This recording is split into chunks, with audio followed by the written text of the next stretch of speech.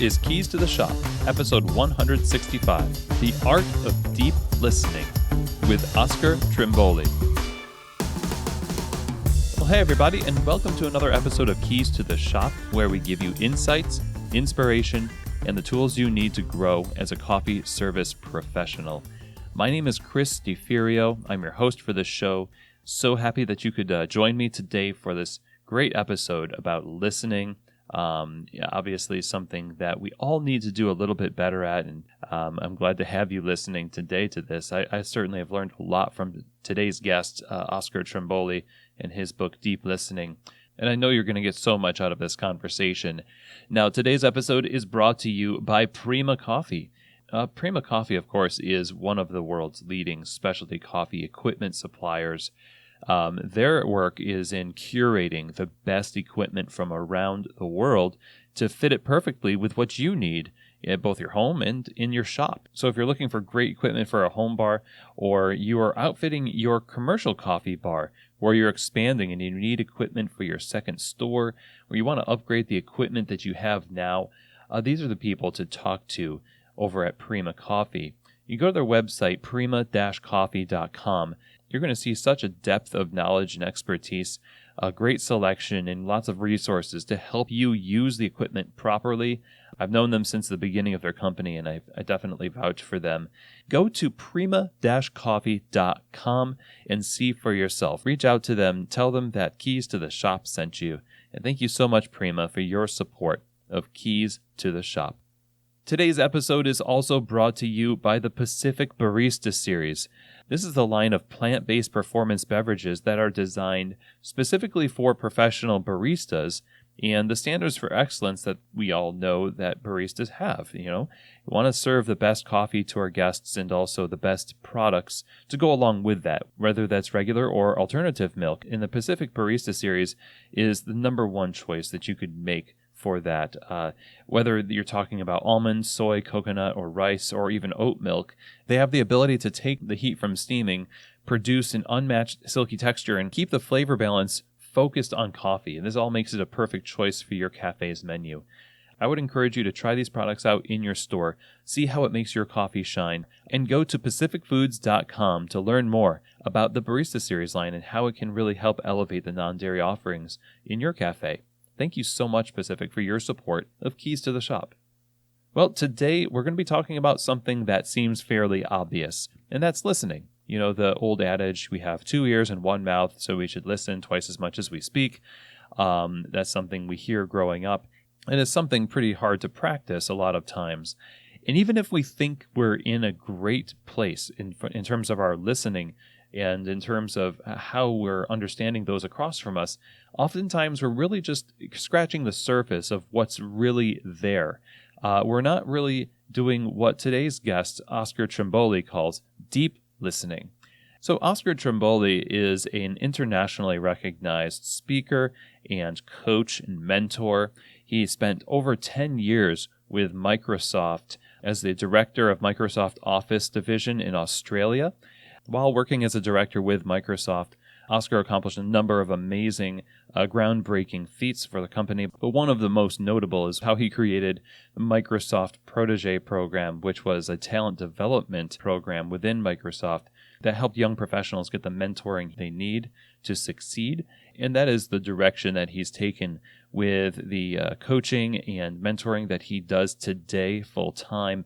Oscar is also the author of the book, Deep Listening, Impact Beyond Words. This is a fantastic book that acts as a guide to uncover the deeper meaning of what's being said to us and how we are approaching people. So it's not only about understanding the people that we're talking to, but also understanding ourselves as we listen to others. And we're going to dive into that subject as we talk with Oscar today about this book and the principles for deep listening that will really create change in your relationships, in your business, and in just the way that you understand communication. We're going to learn about what we can gain from deep listening, the 5 levels of listening, the 4 villains of listening, which is fascinating. And by the end of this, I hope that we walk away with a deeper perspective of ourselves and others, and we're able to take the first step to be deep listeners. Oscar's on a mission to create 100 million deep listeners, and we need definitely more deep listeners in the specialty coffee community. So let's get ready to learn from Oscar today as we talk about his fantastic book and how we can become deep listeners. Here now is my conversation with the author of Deep Listening, Oscar Trimboli. Well, hello, Oscar. Welcome to Keys to the Shop. I'm excited to have you on the show today. I'm looking forward to this conversation. Well, one of my most favorite places in the world is the coffee shop, where a lot of business gets done, a lot of gossip gets shared, and a lot of tears get shed as well. And great place to listen to others. Absolutely. You're coming from Australia here. You're in Sydney, right? And you have quite a great culture of coffee. Melbourne would disagree with you fiercely, our southern cousin rivals. They think they've got the best coffee scene in Australia, and that's a function of a vast European migration in the last 100 years in both parts of Australia, in Sydney and in Melbourne. And in the 50s particularly, the coffee culture was brought by migrants from Greece, from Italy, from Spain, and they've just done a brilliant job. One of the few markets in the world where Starbucks has had to retreat after sending advanced troops and setting up too many coffee shops in our part of the world. They had many coffee shops, and I think they've got one left in each location now.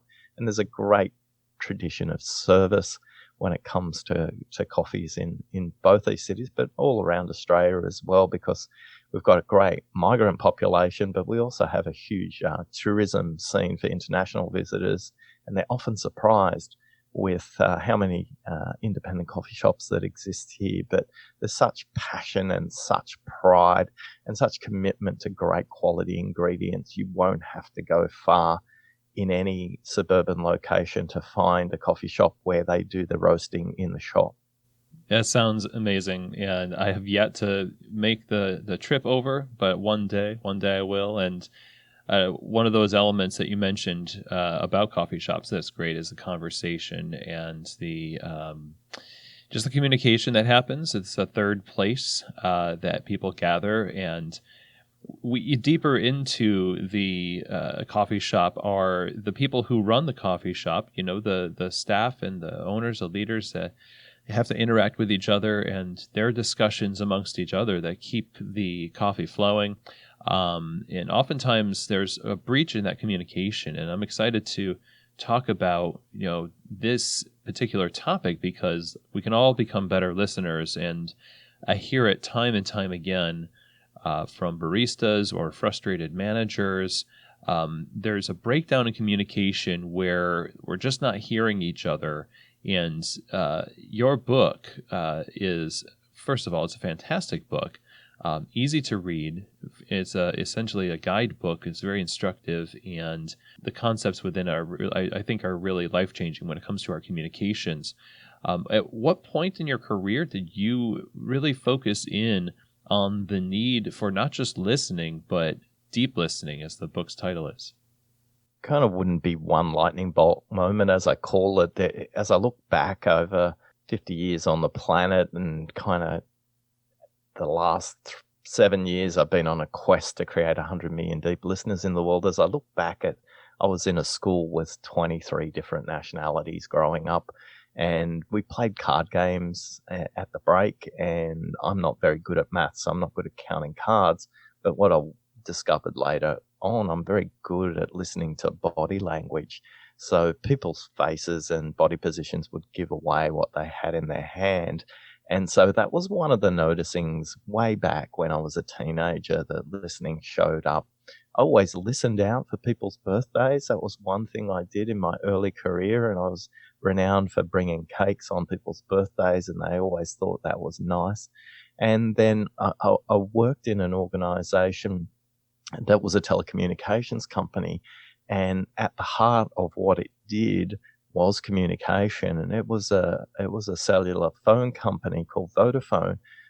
and I was working with the engineering and product teams. But one of the things they weren't doing really well is listening to customers. What they were doing was reading market research, but they weren't spending enough time in contact centers and listening to the actual customer problems. So my teams always had their team meetings at those contact center locations. And prior to the team meeting, you had to log into the contact center and listen in to these calls. Unlike a coffee shop where you can see your customers every day, in that environment, you couldn't. So that was another signal. But it was really probably the moment that became a tipping point was two events that happened about 8 weeks apart when I was a marketing director at Microsoft. And the vice president of the region said to me, after a very tense meeting with our global head office, Tracy said to me, if you could code the way you listen, Oscar, you could change the world. And I said to her, Tracy, do you mean code or code? And she said, no, I mean code. So what she meant was write it as a software application, put it into software, which eventually I will do, but right now it's a bit beyond my means. And then only 6 weeks later, the chief financial officer had a meeting with me and a different group of people.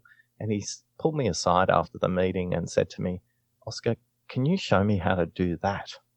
And I said, Brian, what do you mean that? And he said, the way you heard what we didn't hear, can you teach me how to do that? And I said, I'm not sure, but I'll give it a try.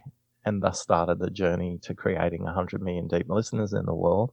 Because I think one of the big things that gets in all of our way is not how effectively we speak. It's how effectively we listen. Although we spend at least half of our day listening, and in a coffee shop, I'd say you're spending 70% of your time listening to customers, listening to suppliers, listening to co-workers. If you don't get that right, not only do you get the wrong order out, not only do you get slow orders out, but it creates poor word of mouth in the store, and sales will decline as a result. So that journey's taken many decades. But right now, we're about 500,000 people into 100 million deep listeners in the world, Chris. So that's the journey. Well, congrats. And I'm taken with that story in that you were doing something that just was part of how you operated as a person in a professional relationship. You found value in doing something more than simply getting the information into your head and then having a reaction to that information, which for a lot of baristas is what we do. We get an order, you react, you give the drink, and then you wipe the hard drive and you go again. Off we go again, yeah. Another 100, 200 times. And what they were hearing you do is how you were hearing the people that were talking, and they understood the difference between normal and what was now deep listening. What in particular is the difference between deep listening and what we normally would pride ourselves on, good listening versus deep listening? Yeah, deep listening, most of us listen in black and white. Deep listening's in color. It's listening in 5 different colors. Most of us just watch what people show us in their body language if they're a little bit advanced, but most people are just trying to hear what people say. Deep listening ultimately is exploring not only what's said, but what isn't said, and understanding that if you understand this really simple rule, Chris, we speak at about 125 to 150 words a minute, but the person speaking can think at up to 900 words a minute. So the likelihood everything they're thinking about is coming out of their mouth the very first time they say it, you've got a 1 in 9 chance that what they're saying is what they're thinking. Or I've been told for the mathematically inclined, that's 11% chance. So I don't know about you, but if I had an 11% chance of surviving a surgery, I'd probably ask for a second opinion. So deep listening's asking another question, maybe exploring a bit further.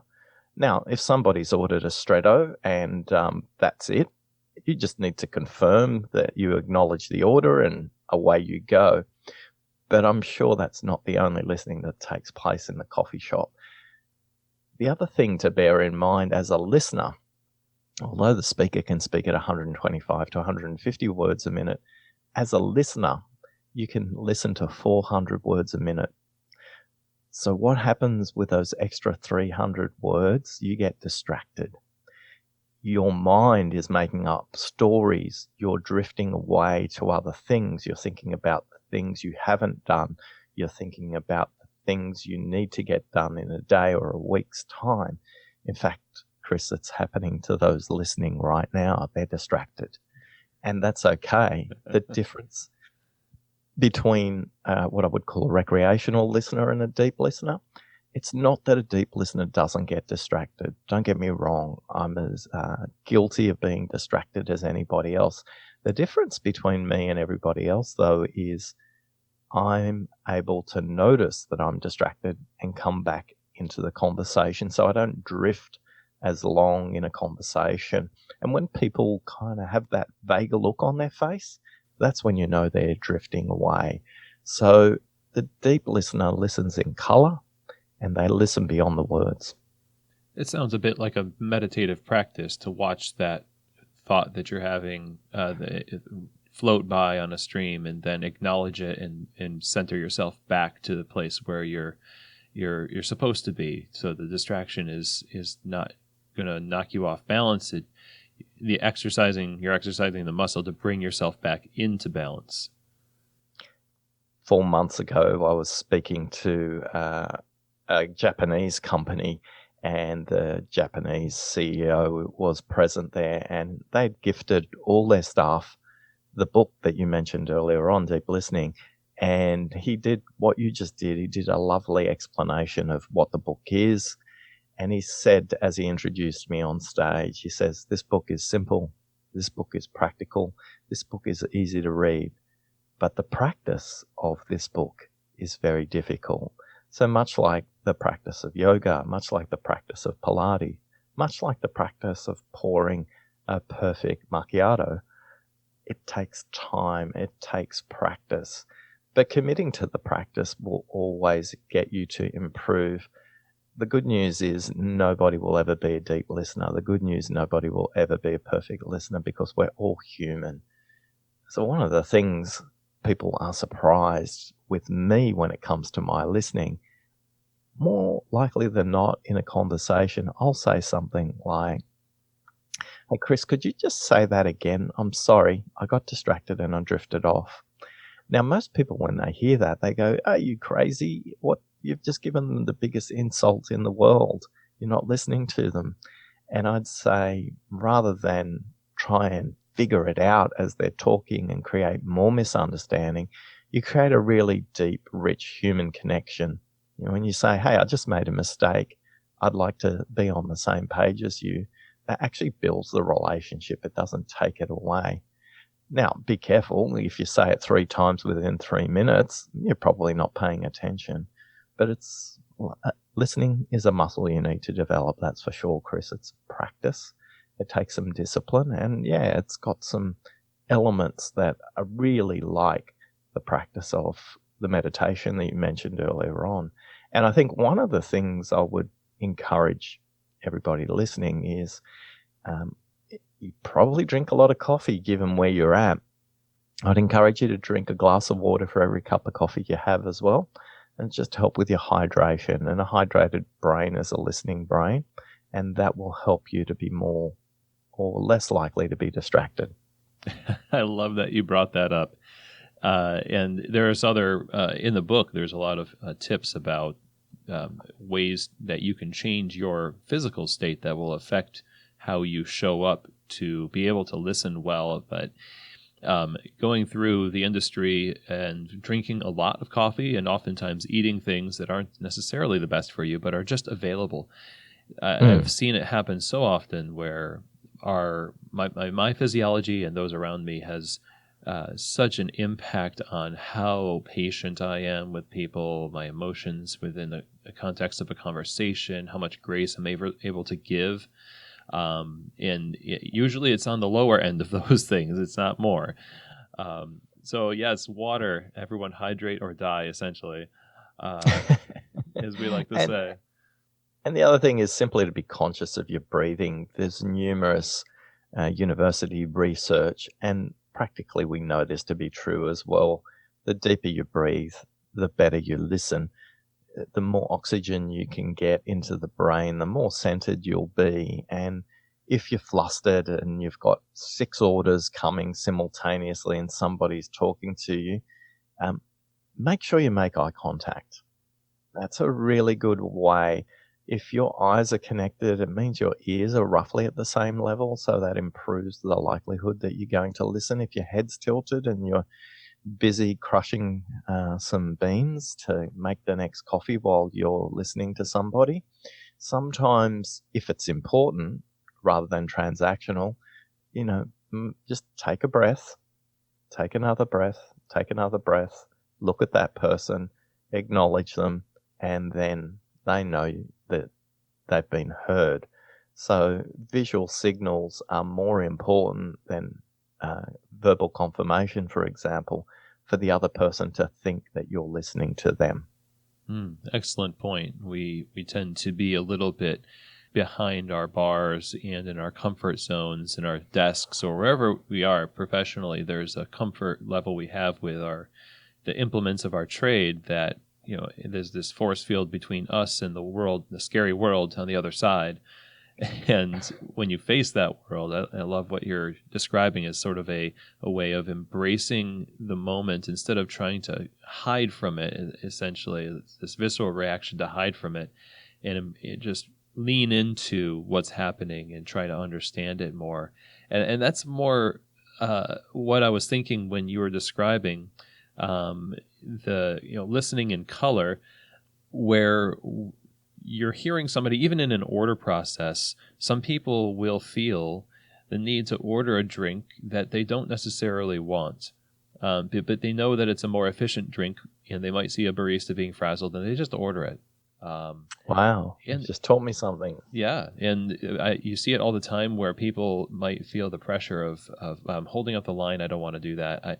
I really wanted a vanilla latte. I can't decide. I'll just take a filter coffee. And I've told baristas in the past, like, there's a way to be able to diffuse the tension in that to allow for comfort to make a decision. But efficiency doesn't recognize that. And it sounds like that's just one way that deep listening could be a practical help to coffee people, in that even those efficient moments of ordering at a register, there's body language, there's signaling that people are doing where you could improve their experience of their visit to your shop. Yeah, I remember it was probably only about 6 weeks ago, and it was quite late in the afternoon, and myself and a friend were ordering a coffee, and the person who took our order kind of changed my perspective on the store very quickly. They looked at my friend and said, "Just, hey, it looks like you've had a tough day." And he said, "Wow, thanks for noticing. Yeah, it has been tough." And what he was going to talk to me about was tough as well. And it wasn't how he ordered. It wasn't in the tone of his voice. It was just the way he was carrying his body. And for that split second, that person who took our order created a connection that would go, as long as the coffee was half decent, we'd come back because they noticed, rather than simply saying, "What's your order?" and just noticing that their shoulders were down a bit, and more their energy wasn't really there. And yeah, they'd had some tough news that day, and I was there to kind of listen to them and hear what they had to say. But in that noticing, that person just created a little bit of difference that had nothing to do with the coffee. That's powerful. Those are touch point moments for, obviously you remember it and to this day, and I'm sure your friend does as well. When we talk about these things, we're talking about moments where we've recognized something available to us that was tapped into because of a practice of deep listening, whether or not we knew that we were doing it. But, again, oftentimes we're we're listening in what we feel is a practical way for the job at hand, and we're missing a lot of things. And in all of the research that you've done, and in the course of writing this book and teaching this subject, what kinds of things do you see are at risk when we're not listening deeply? What do we leave on the table relationally, professionally? What's at stake here? The most practical example of this I always think about when it relates to the coffee shop is, does the coffee shop take my order, or do they know my name? And do they think of me as a Stretto or a Macchiato, or do they think of me as Oscar? And I think, one, you're creating a transaction if you're calling people by their coffee name, and two, you're creating a relationship, building trust and great word of mouth if you remember their name, not the first time, not the second time, but eventually, and greet people by their name. And that's a great example of listening beyond the words. So I'm not sure, Chris, how you teach this or how you would do it or how you would learn it. But I think often I always kind of break coffee shops up into two. One that takes the coffee order and I've got my coffee name, and those that actually ask me my name and know my name. So I'm a real live human. So I think in the workplace, the cost of not listening, there's many dimensions of it. There's the relationship you enjoy with others in the workplace. Hey, a fun workplace is somewhere you want to turn up and have some fun. But if we're not listening to each other, it's like sandpaper in the relationship. It just grinds a bit. Just takes only one more little thing to make the sandpaper cause an abrasion on our skin that really gets us going. So one of the big costs of not listening in the workplace is poor relationships. Another cost of not listening is poor sales, because our customers will just go somewhere else if we don't listen to them. The other thing that's critical is enjoying really productive relationships with your suppliers as well. So if you're not listening to what the supplier has to offer, or what the supplier could offer, or just asking them what else they could offer, you might miss a great opportunity that the store 4 blocks down the road will, because they take the time to build the relationship there. At its worst, not listening, it creates conflict, it creates confusion, and it creates chaos. And we've all been inside those coffee shops, and we know they're not going to be in business long because people aren't listening to each other, let alone the customers.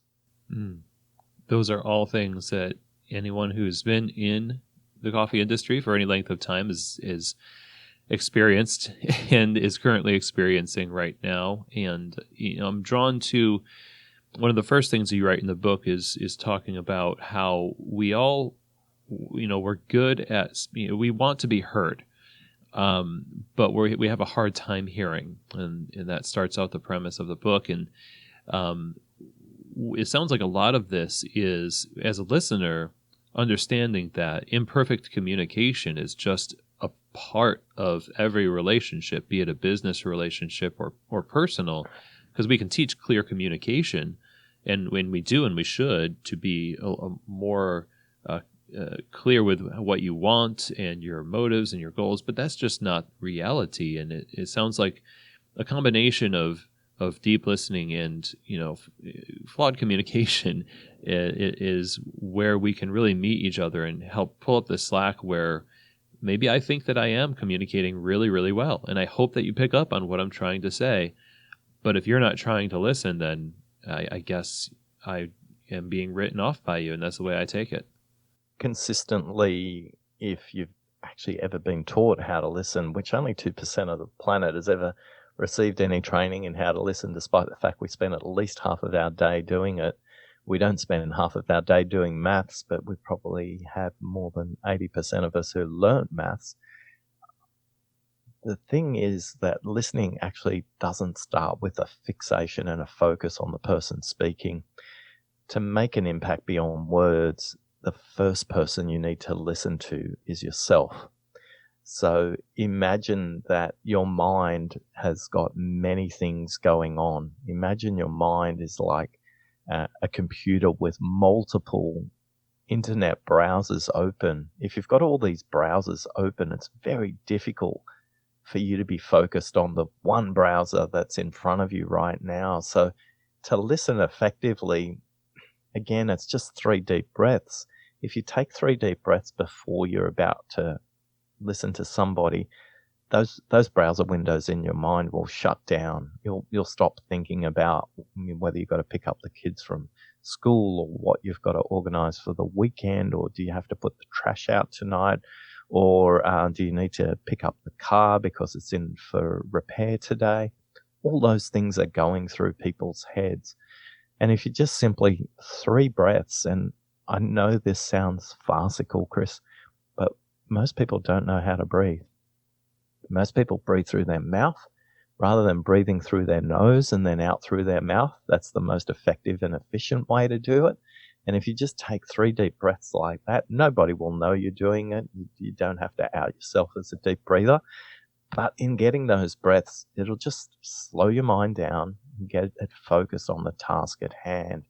So if you can listen to yourself first, you'll then be available to the other person. You'll have enough focus or enough memory in the computer of your brain to be focused on the dialogue, to start to notice things like body language, to start to notice things like what they're not saying. So my wish for the world is focus on yourself first. It's a platform for success. You can't be so focused on the other person if you've got a whole bunch of dialogue going on in your brain. It would be like leaving your headphones on while going to a concert. Nobody does that, but that's what we do most time. We turn up to a conversation with either a movie or a song playing in our head, and maybe it's not just 1 or 2, maybe it's 3 or 4, and sometimes the song that's playing in our head is kind of a repeating country and western song. Oh my goodness, I don't like this person, I'm not looking forward to this conversation.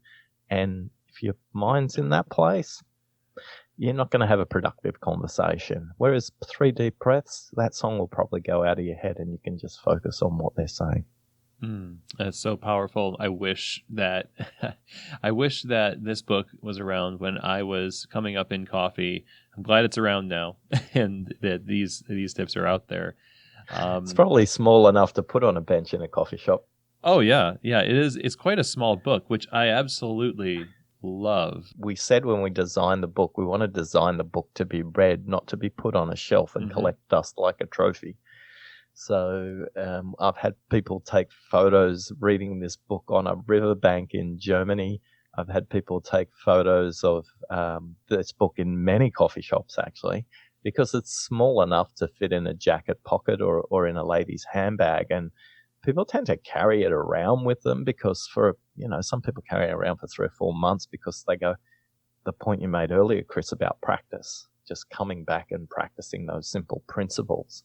And when we originally sat down with the book design team, one of the things was very clear that it's a practical how-to book and I want it to be easily accessible. That being said, if you're an electronic kind of kid, it's on Amazon too.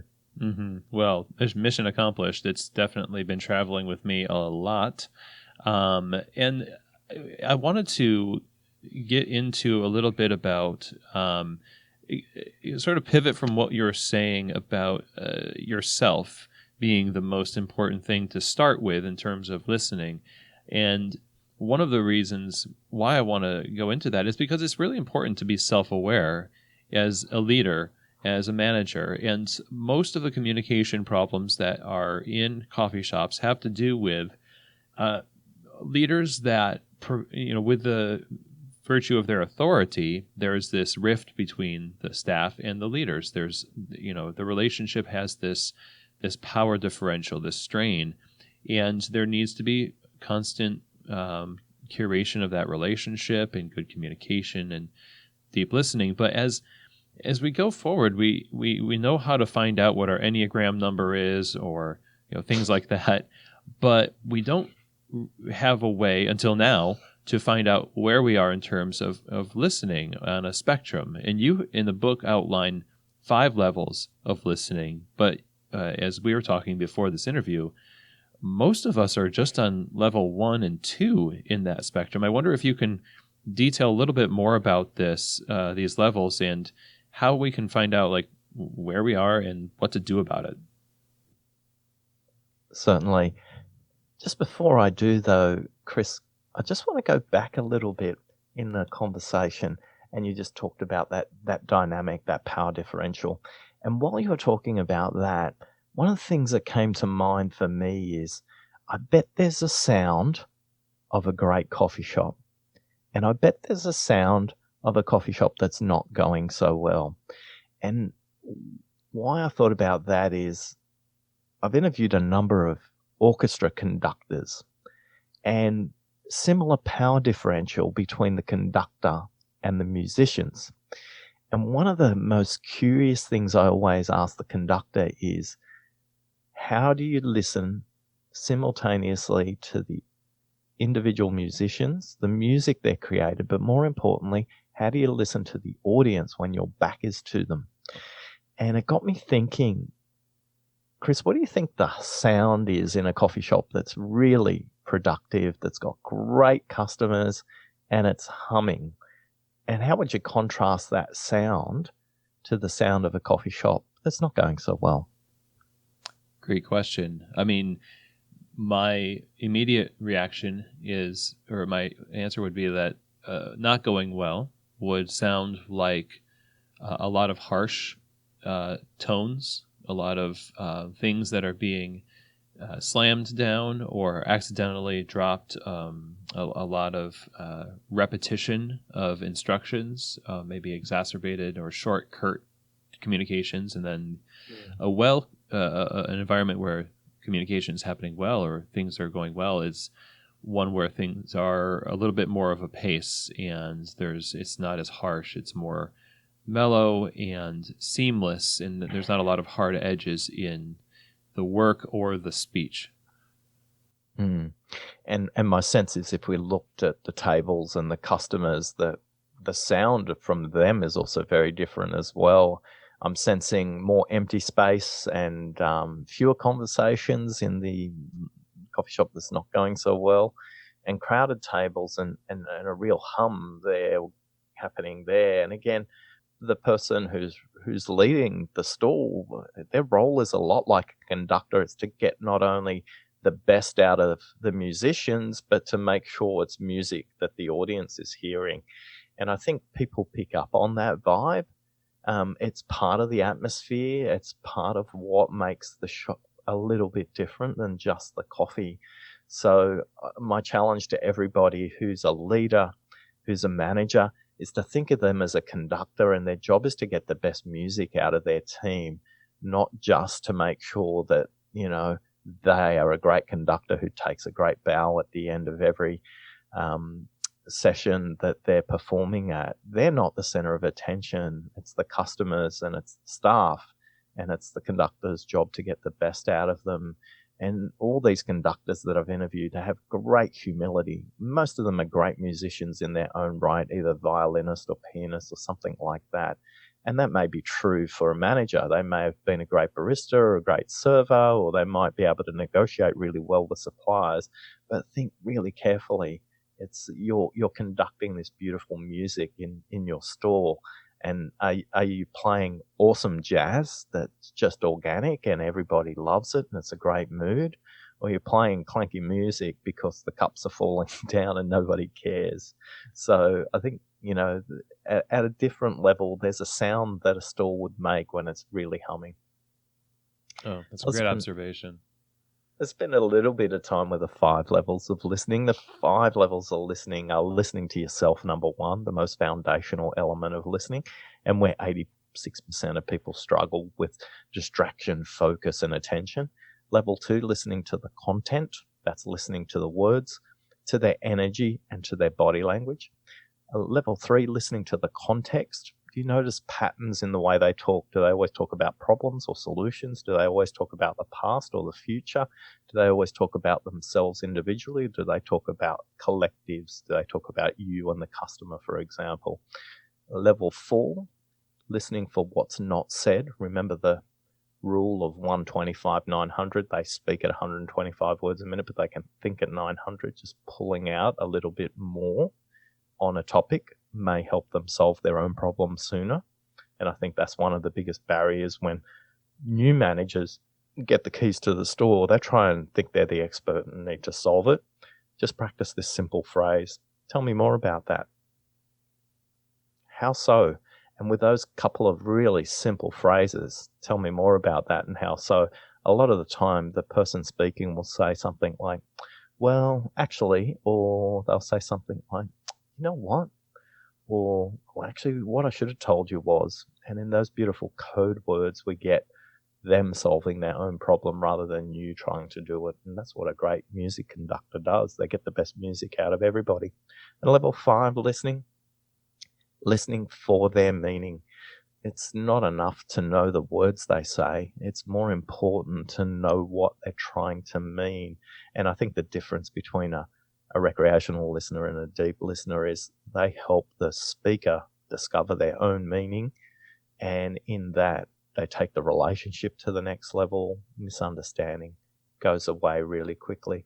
But based on our research, Chris, most people really, their struggles, when we look at the 4 villains of listening, they struggle at level 1 and 2 the most. 86% of people are stuck at level 1, and then another 11% of people are stuck at level 2. So very few people have the consciousness to access those 3 higher levels. They are foundational, so you have to get the practice of your first level right to move up to the second level and the third, etc.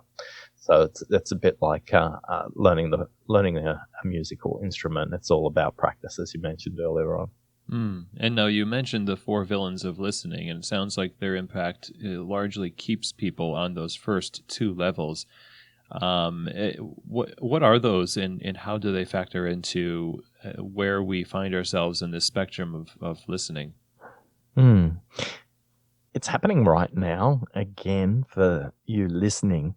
You're probably listening in the car, or you might be on a run. You might be on a commute coming into work. And right now, it's really easy to be distracted and fading away. And what I want to do, just bring you back. This is a really important part of the conversation. Noticing the 4 villains of listening. I want you to think about the people who frustrate you the most when it comes to listening and see which one of these 4 listening villains frustrate you. So the first listening villain is the dramatic listener. The next one is the interrupting listener. The next one is the lost listener. And the last one is the shrewd listener. Now, just describe each of those just in a little bit more detail. But with those labels, most people automatically are identifying the fact that listening is situational and relational. We'll listen differently to our parents than we will to a doctor. We'll listen differently to a police person than we will to a school principal, for example. We'll listen differently to our children than we will to our co-workers. So the dramatic listener loves listening to your story because it creates a beautiful stage for them to tell an even bigger story. If your manager is terrible, they're going to explain to you that your manager's nowhere near as bad as my last 3 managers. They love drama. They listen for conflict. They listen for emotion. And all they're doing is using your story to go and get the spotlight back on them. The next next villain is the interrupting listener. And this is the most easy to identify listener because they're the most overt, they're the most explicit. They really want the conversation to move at a pace. And the minute you draw breath, they think you've finished talking and they will interrupt. Worse still, you could be mid-sentence and they try and interrupt because their opinion is much more useful than theirs. When we deconstruct the interrupting listener, they often get frustrated. One, because they're genuinely curious, but they want people just to talk a bit faster or to talk in a more effective way for them. Some of the research people who are the interrupting listeners go, I always interrupt because they're so boring. I always interrupt because they can't put their thoughts together in any kind of coherent way. So that's the interrupting listener. They love the minute you draw breath because that's their commercial break to give you their opinion. The next listening type is the lost listener. The lost listener is vague. They're distracted. Sometimes in group settings, they don't even know why they're there, but they've been asked to come along, so they listen in and try and fill in the gaps. They're not sure about what's being discussed, and they're easily distracted. So they're often reflected on as vague by others, and they're struggling with the conversation because they're not sure how they fit into the bigger picture. They're easily distracted. It's hard for them to stay focused, and it's hard for them to give you their full attention. And then finally, the shrewd listener, typically disproportionately represented in managers. A shrewd listener is doing a wonderful job of looking like they're listening. They may be nodding. They might be going, mm-hmm. They might say, tell me more.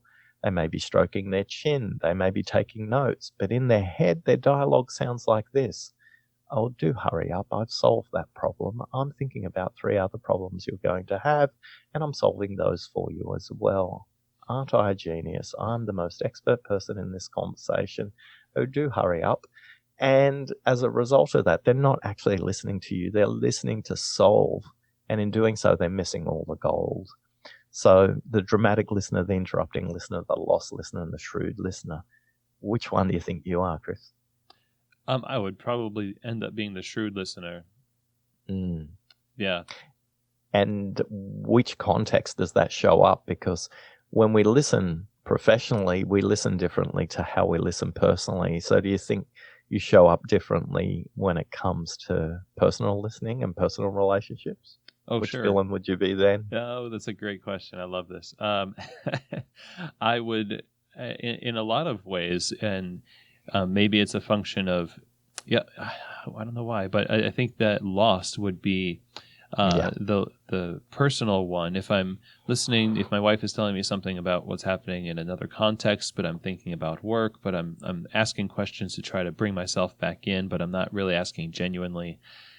I'm going to definitely want to solve problems for people, but oftentimes as a shrewd listener at work, I think that would easily be a downfall, one of the weaknesses of my listening habits, for sure. Yeah. So we're listening villain twins, my friend. I'm shrewd at work and I'm lost at in home. It's like on Sunday, we had my granddaughter Ruby's 6th birthday party, and there was like 70 people here, and I just wanted to get lost. I just went straight to the kitchen. I went straight to washing dishes, and I just wanted to be, just give me a task, because there's just way too much going on right now, and I've forgotten your name, and who are you again, and where do you fit in, and whose mum belongs to which child, and all of that. And yeah, professionally at work, it's my biggest struggle. Disproportionately represented in consulting professions, accountants, lawyers, anybody who kind of takes a brief for a living. Salespeople do this really poorly as well. Most disproportionately represented in the sales profession is the shrewd listener as well.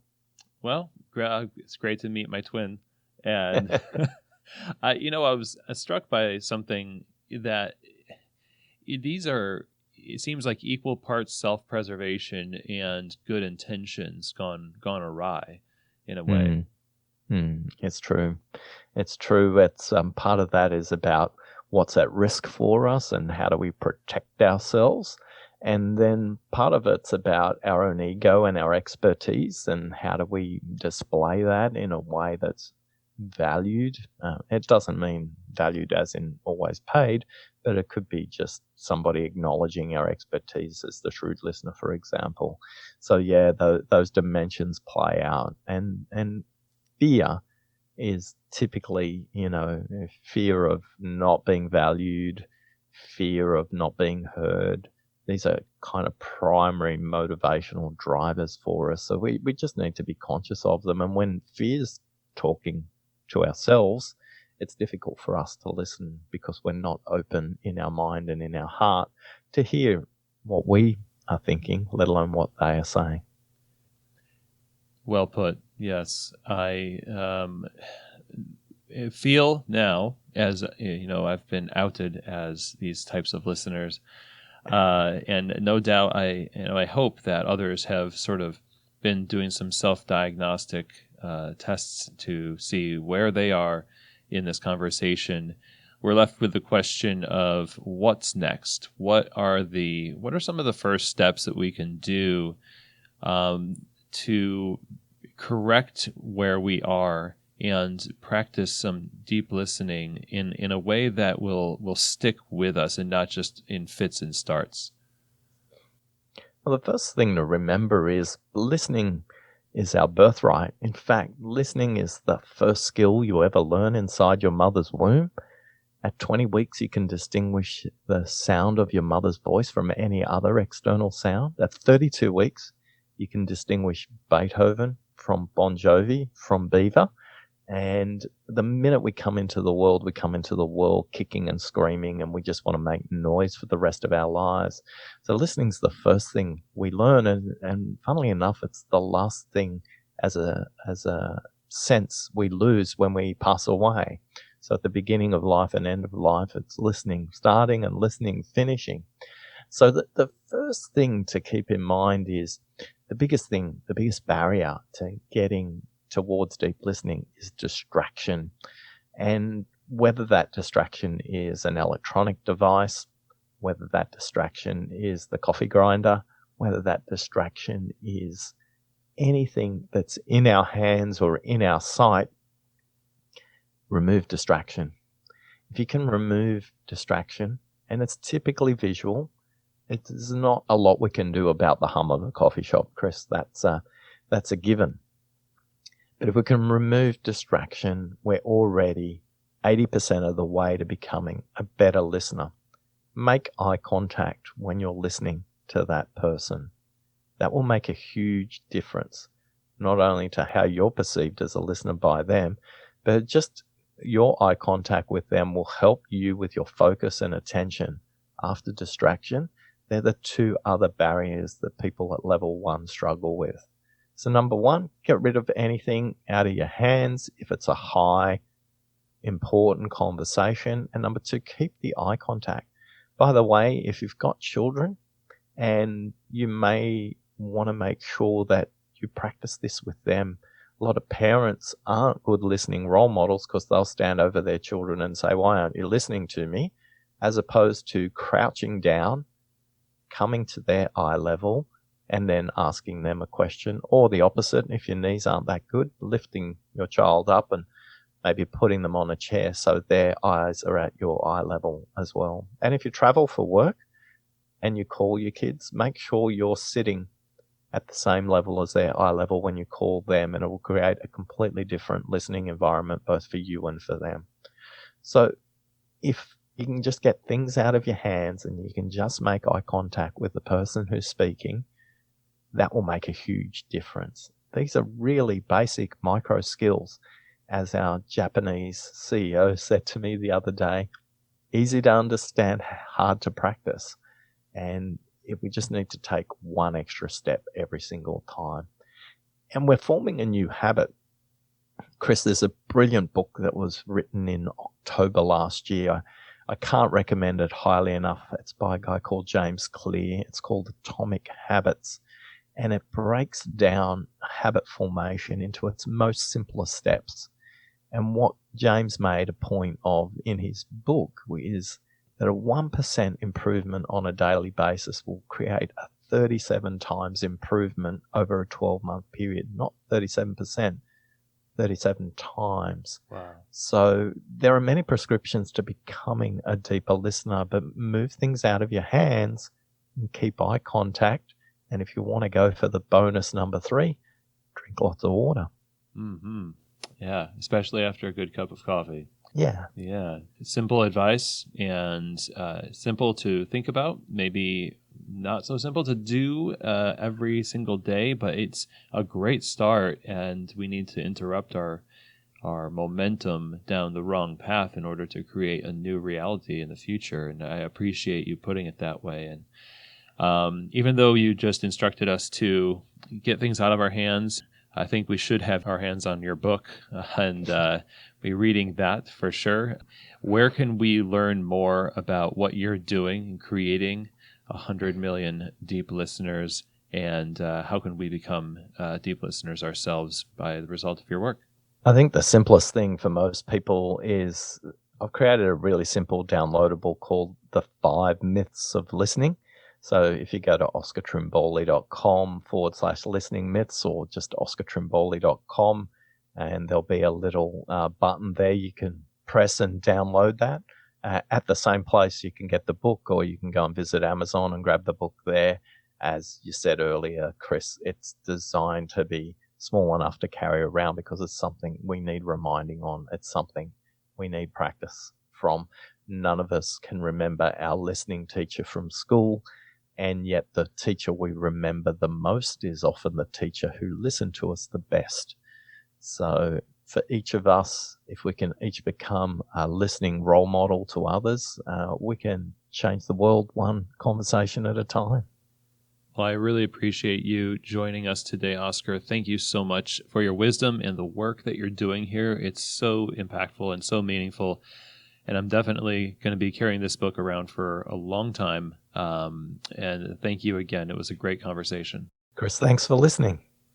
Well, one of the things I really appreciate about this conversation today is the emphasis on understanding who we are going into a conversation.